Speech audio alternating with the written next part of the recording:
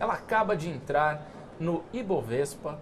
Ela é uma das empresas que tem passado por uma grande transformação, atua no setor de software de gestão e hoje tem trabalhado fortemente na área de fintech. A TOTVS é uma empresa que viu suas ações praticamente triplicarem em um ano. E quem está aqui comigo para contar todos esses desafios é o Denis Hertkovich, que é o CEO da companhia, coincidentemente há um ano, nesse período todo de crescimento da empresa. O Denis vai falar com a gente aqui sobre todos esses desafios que a companhia tem pela frente.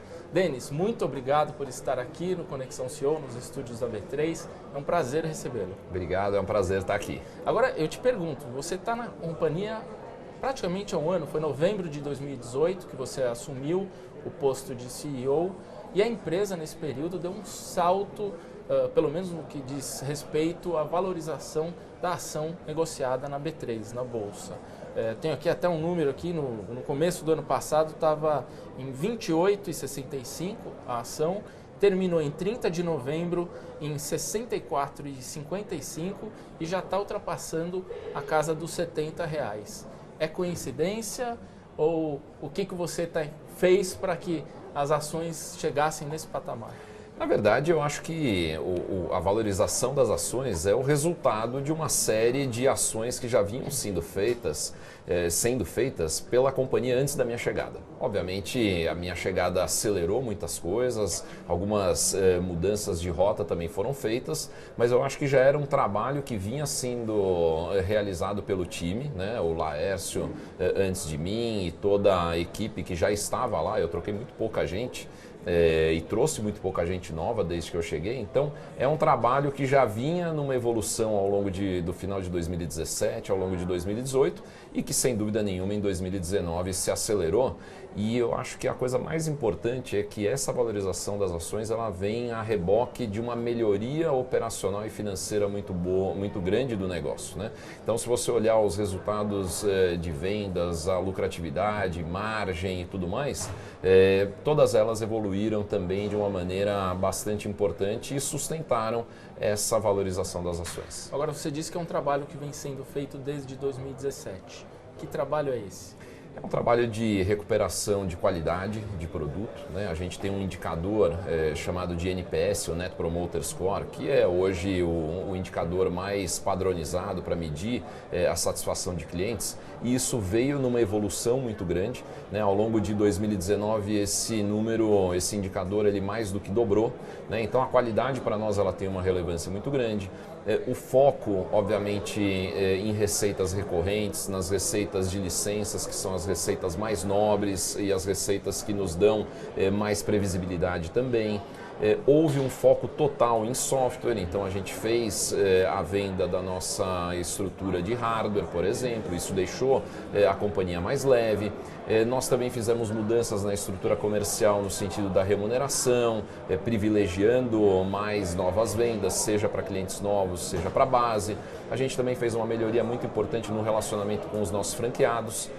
A TOTVS ela tem uma característica muito particular, que é o fato dela ter mais ou menos metade da venda dela baseada em franqueados, né? Não em canais, não em distribuidores normais, em franqueados. E a relação com essas franquias, ela de alguns anos para cá não vinha tão boa, não vinha tão próxima, né? E nós recuperamos esse relacionamento, essa proximidade com as franquias e isso somado com todos esses outros fatores, além de uma melhoria do churn também, o churn é a perda, o índice de perda de clientes, isso também caiu fortemente ao longo de 2018 e principalmente de 2019. Então, na hora que você soma tudo isso, a gente conseguiu realmente um resultado bem mais forte do que a gente entregou nos anos anteriores. Quais são os índices? Você falou de churn, qual que é o índice hoje? Então, hoje a gente divulga um número que é muito próximo do que é o churn, que é a taxa de renovação de clientes, né? E essa taxa ela está girando hoje muito próxima de 99% por trimestre, que é acima, até um pouco acima do índice histórico. Basicamente o que nós perdemos, né, eu diria mais da metade do que nós perdemos de clientes, né, do que não é renovado, na verdade é a mortalidade natural de clientes. O cara fechou as portas, né? É o que eu brinco, é como se nós fôssemos passageiros nessa situação. É muito raro a TOTVS perder um cliente e tem sido cada vez mais raro a gente perder um cliente, principalmente no ano de 2019. Quantos clientes a TOTVS tem no total? Hoje a gente tem por volta de 40 mil clientes, né? Esses clientes eles estão nos mais variados setores da economia, então a TOTVS ela trabalha desde indústria até o varejo, saúde até educação, serviços, logística, agribusiness, jurídico, então a gente pega basicamente todos os setores, portes diferentes de clientes também, a gente trabalha desde clientes de bilhões numa unidade específica chamada de Large Enterprise. O nosso coração, obviamente, é o SMB, os pequenos e médios, as pequenas e médias empresas, entre 20 e 500 milhões de reais de receita.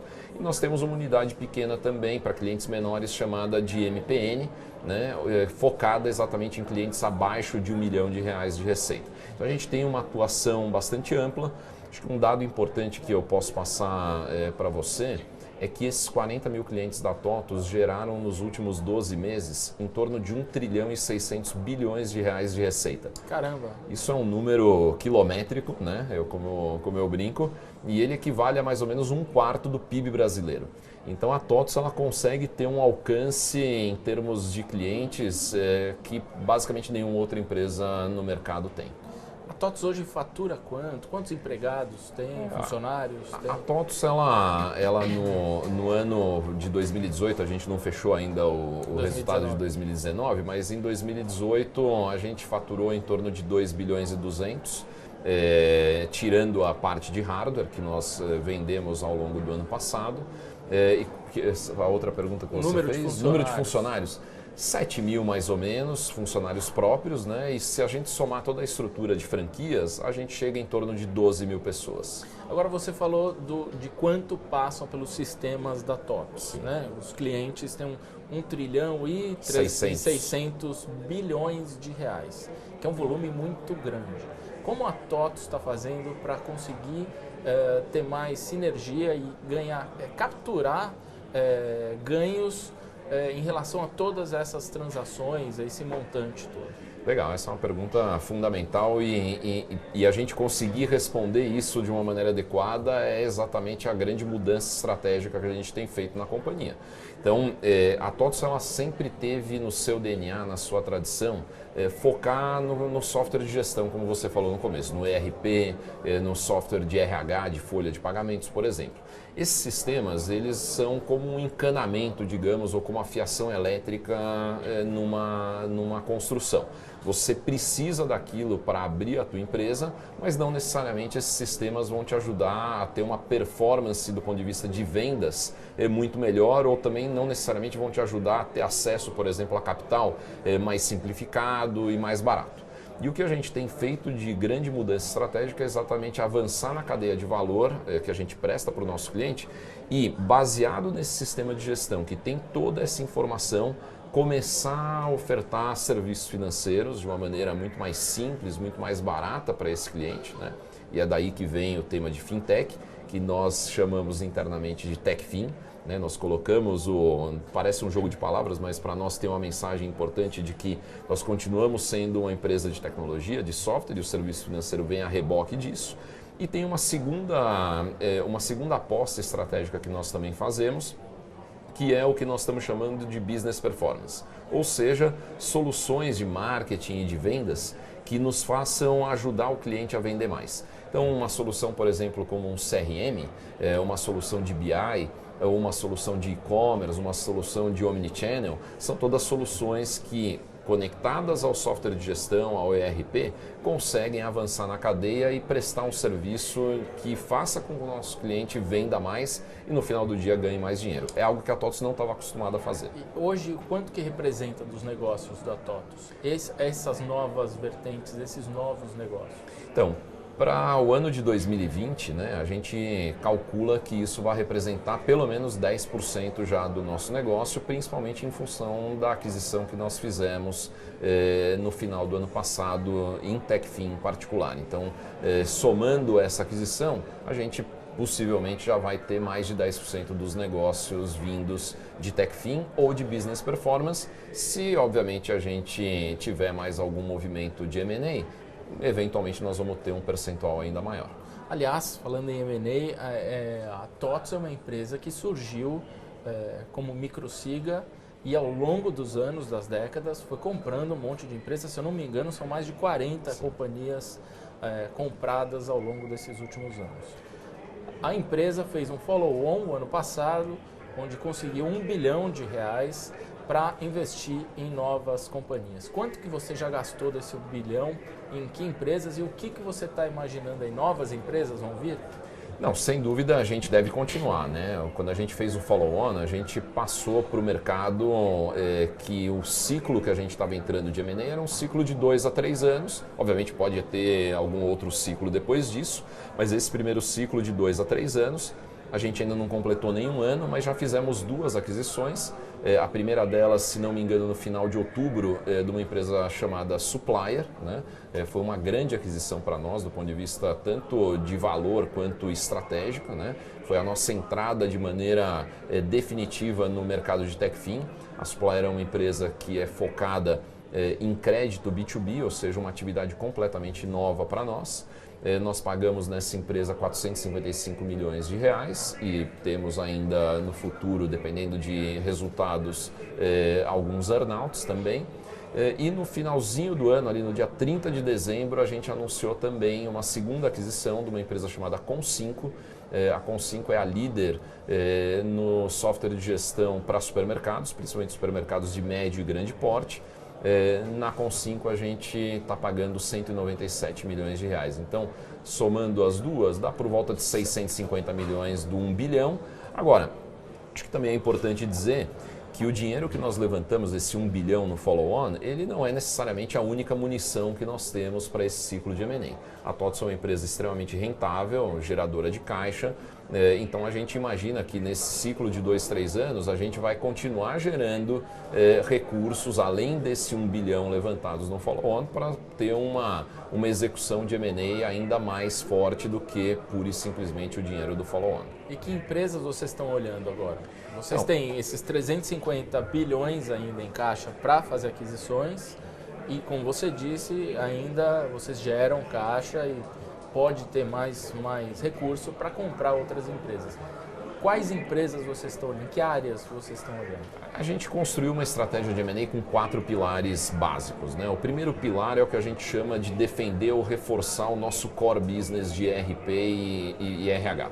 Então, pode haver alguma oportunidade que seja de uma empresa muito parecida com a nossa, eventualmente fazendo um sistema de gestão com um formato um pouco diferente, mas esse é um pilar que pode sim gerar alguma atividade. Um segundo pilar é o que nós chamamos de aprofundar a nossa presença dentro de verticais. Então a gente tem sistemas que são esses de ERP mais horizontais, mais generalistas, e a gente tem aplicações também que são verticais para cada um dos segmentos da economia. Então o varejo exige soluções específicas do varejo, a indústria a mesma coisa e por aí vai. Então existem alguns segmentos, que eu obviamente não posso te dar detalhes, mas existem alguns segmentos onde a gente eventualmente não tem a liderança que a gente gostaria ou não tem um portfólio tão forte como nós gostaríamos e podemos sim fazer algumas aquisições também nesse segundo pilar. Um terceiro pilar seriam oportunidades que nós chamamos de cross-sell, vendas cruzadas ou de upsell dentro dessa base de 40 mil clientes. Então, existem N soluções que podem ser plugadas dentro do nosso ERP e que poderiam ser vendidas para essa base. E o quarto pilar é a maior novidade. A Supplier, por exemplo, que eu acabei de comentar, entra dentro desse quarto pilar, que é a aquisição que nos ajude a construir novos mercados, seja no braço de TechFin, seja no braço de Business Performance. Então, provavelmente, vão vir mais aquisições nesse último pilar que você mencionou. Pode vir, sem dúvida nenhuma. A gente tem oportunidades e um pipeline nesses quatro pilares da estratégia. Vocês têm uma equipe específica de M&A dentro da empresa? Sim. Porque é uma empresa que absorve outras empresas, muitas outras empresas, né? Como é que é esse processo? É um processo complicado? É super complicado. Você, na verdade, eu poderia dividir esse processo em 2 etapas, né? Você tem uma etapa de mapeamento de alvos, de definição de estratégia e de execução efetivamente da negociação da compra, né? Isso é uma arte e é uma capacidade que a gente desenvolveu ao longo desses vários anos e dessas mais de 40 aquisições. Então, isso é tocado dentro de casa, sem dúvida nenhuma. E tem uma segunda expertise, que é, uma vez que você fez a aquisição, como integrá-la de maneira a fazer com que 1 mais 1 seja 3, ou no mínimo 2, e não menos do que a soma das partes, né? E a gente tem uma estrutura também dentro de casa totalmente focada nessa integração, além do fato de que todas as principais áreas, tanto de negócios quanto de apoio da empresa, seja uma central de serviços compartilhados, seja a nossa estrutura de RH, estrutura de TI, a estrutura comercial, essas estruturas já têm dentro de si também pessoas e conhecimentos, expertises que são ligadas à integração, à recepção de uma empresa que a gente compra. Claro que cada história é diferente da outra, não tem uma receita de bolo, né? Então a Supplier vai ser integrada de uma maneira, a Com5 vai ser integrada de outra, mas a gente já tem uma experiência que nos permite fazer isso com um razoável grau de sucesso. Vocês têm uma cultura, obviamente, a empresa tem uma cultura, quando absorve outras empresas, vem companhias com outras culturas. Como é que vocês fazem? Vocês tentam passar a cultura da TOTVS para essas empresas, ou vocês também aproveitam alguns costumes dessas outras empresas e absorvem dentro da TOTVS? Como é que é esse formato? É uma via de mão dupla ou é uma via de mão única? Olha, comprei vocês, agora é a cultura da TOTVS. Não, sem dúvida é uma via de mão dupla. Eu costumo brincar que se a gente comprou uma empresa, né, e gastamos ali centenas de milhões de reais e estamos envidando muito esforço para isso, significa que as empresas têm muita coisa de bom. Então, mesmo que elas sejam menores do que a TOTVS, elas têm muita coisa boa, senão a gente não estaria comprando. E você não aproveitar o que essas empresas têm de bom e traços, elementos da cultura delas que sejam positivos, seria um erro, seria a gente estar desperdiçando elementos positivos. Então, sem dúvida é uma via de mão dupla, não é algo imposto, e a cultura da TOTVS, sem dúvida nenhuma, é uma cultura extremamente colaborativa, inclusiva, e que reflete no final do dia um pouquinho de cada uma dessas mais de 40 aquisições. Quer dizer, a cultura da TOTVS, parte dessa cultura é exatamente você estar aberto a receber elementos e experiências que venham de outras empresas que nós adquirimos. Tem uma questão aí que eu queria te perguntar, que é mais pessoal, que é a seguinte: a TOTVS é uma empresa, obviamente uma empresa de capital aberto, só que tem um dono, um controlador muito forte, com um nome muito forte, que é o Laércio Cosentino, que foi a pessoa que criou esse negócio a partir do zero, criou uma potência, uma empresa hoje com valor de mercado superior a 13 bilhões de reais. Você assumiu o posto dele, ele foi para a presidência do conselho da companhia. Tem um peso grande assumir o posto de uma pessoa que ficou décadas no comando da empresa, que é assim, praticamente o DNA dele se confunde com o DNA da empresa?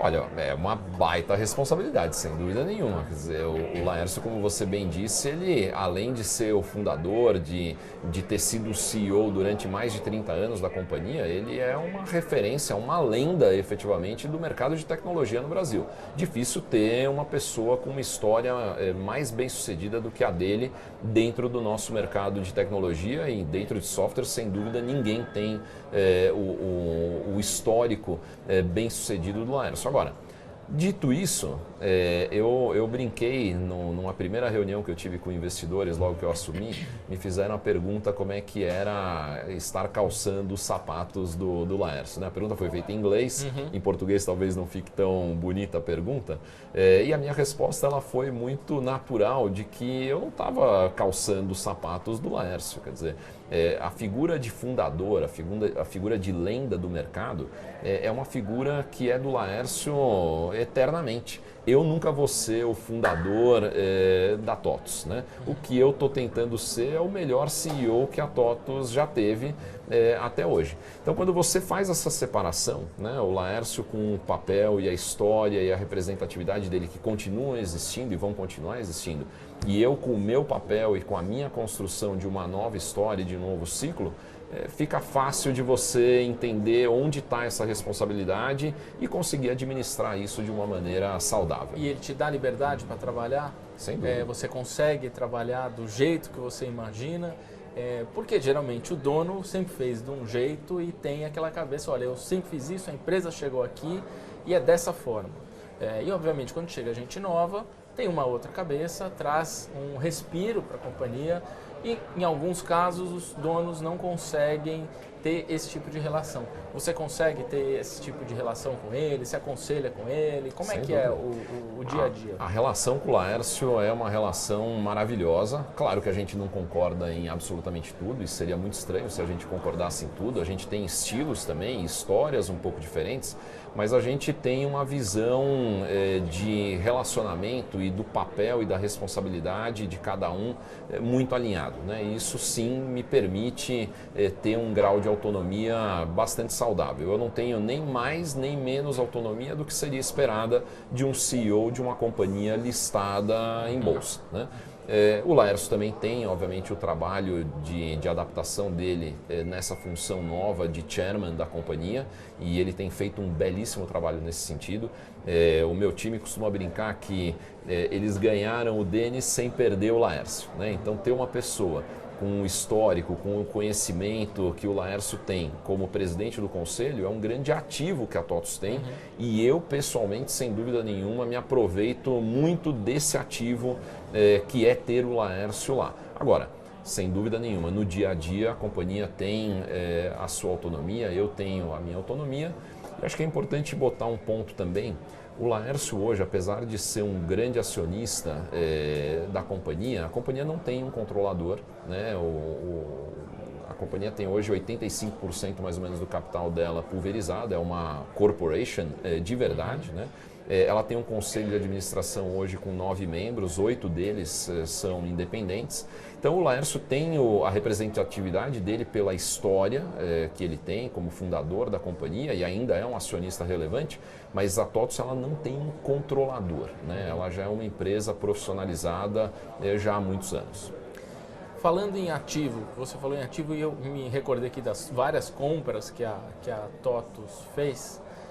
Uma das compras é a Bematec, que foi comprada, uma empresa que foi comprada em 2015, se eu não me engano, por 550 milhões de dólares. E foi de reais. De reais, desculpa. 550 milhões de reais e foi vendida em o ano passado, 2019. por 25 milhões de reais. Foi um mau negócio? Olha, é sempre mais fácil você dizer isso depois que as coisas aconteceram, né? Certamente não foi o negócio mais bem sucedido que nós fizemos dentro da TOTVS e isso, quando eu cheguei, já era um ponto pacificado dentro da companhia, né?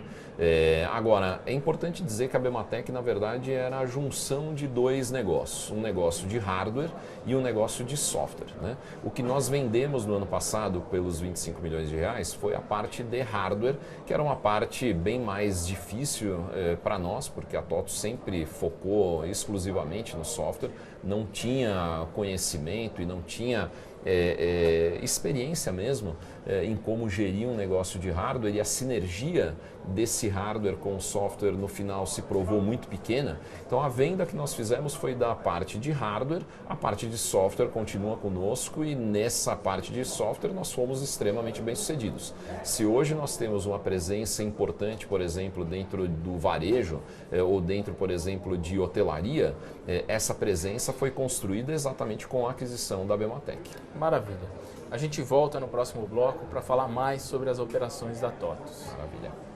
Muito obrigado e até daqui a pouco a gente volta com o Denis Hershkovich, CEO da TOTVS, para falar sobre todos os projetos da companhia, principalmente na área de fintechs. Você pode acompanhar esse programa no YouTube, Neofeed Brasil, também no site neofeed.com.br e também acompanhar os podcasts desse programa no Spotify, na Apple e em todas as plataformas de streaming.